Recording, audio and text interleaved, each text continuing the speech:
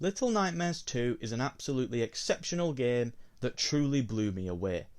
I really liked the first game, but this is just another level.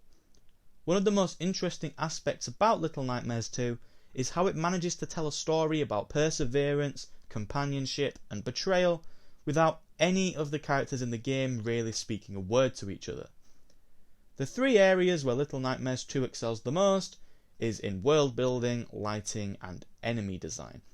These three components work together seamlessly to construct a narrative that makes you care for the fate of its characters without speech. We'll start first with the world building. The world of Little Nightmares is terrifying. I don't think the game itself is overly scary, outside of the mannequin section, fuck that. But the world itself has a creepy atmosphere to it that begs you to tread further, yet warns you to remain cautious while doing so. Whilst obvious from the title of the game, you are tiny in comparison to pretty much everything else in this game. The animation excellently exaggerates this. For example, when you pull a small gate open, you actually fall backwards, and when you climb something, you do a little shuffle to get over the hump.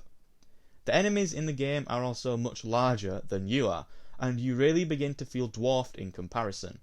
Each chapter has its own unique gimmick and location to provide plenty of differentiation to the gameplay.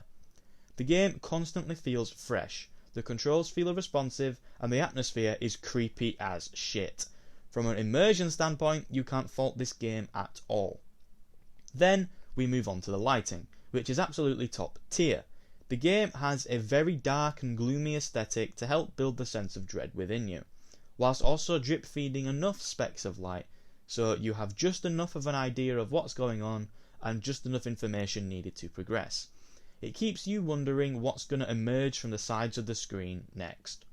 Another cool detail they added was making the player character a similarly dark colour in terms of its clothing and overall appearance. This is a complete contrast to the first game, where the playable character, 6, was wearing their signature yellow raincoat, a stark contrast to the world around them. The character's appearance in Little Nightmares 2 instead evokes the idea that they are much more ingrained in the world than it may first seem. Think of it this way: in the first game you were trying to escape the ship, whereas in the second game you are actually running towards the events of the game, seemingly on purpose. It suggests that the playable character has a deeper connection to this world than 6 did to the Maw. Finally, we're going to move on to enemy design, which is terrifyingly gorgeous. This is something that has carried over brilliantly from the first game. All of these enemies look so goddamn creepy.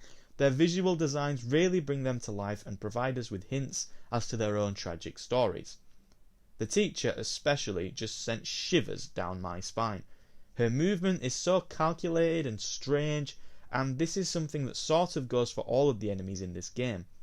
I touched upon the mannequins earlier, but their movement is so odd and rickety that when they're surging after you in the darkness, it's really uncomfortable, but at the same time, I don't really like mannequins all too much. How does Little Nightmares 2 manage to tell such an impactful story? It's told in complete and utter silence. This game, including a companion that helps you along the horrors you face, changes everything. The two characters don't need to say a word, because the natural rapport that builds from two people doing everything they can to survive in a world hell-bent on killing them tells us everything that dialogue would be somewhat redundant. You have to help each other navigate this world. A bond simply has to be built by doing this. You can even hold hands at any point if you really want to. There's even an achievement or trophy for doing it. There's a level of trust constantly building as you work your way through this game. As for the major twist of the game, that I won't outright spoil for you here if you haven't played, is hinted at in many sections of the game. If you've already played the game, I would recommend replaying it and looking for certain actions or moments that showcase the characteristics of the two characters. Because whilst the final moments of this game could definitely be described as shocking, they don't come out of left field. This was a story that was constructed with this ending in mind, and they've managed to do it flawlessly, without a single word of dialogue. Little Nightmares 2 is a fantastic game. The developers had a set goal they wanted to achieve in terms of the world building and general design for this game. But they also wanted to tell a story about trust and survival, something that somewhat echoes the story of the Scorpion and the Frog in my eyes. And they managed to do it all without any dialogue being spoken between the two characters. And that is how Little Nightmares 2 utilises the strength in silence. Thank you for making it to the end of the video. I hope that you did enjoy it. If you did, then please consider leaving a like on the video, as that would greatly help me out. And if you want to see more videos like this one, then you could consider subscribing, because that way you will find more. But that's all from me. Have a nice day, and goodbye.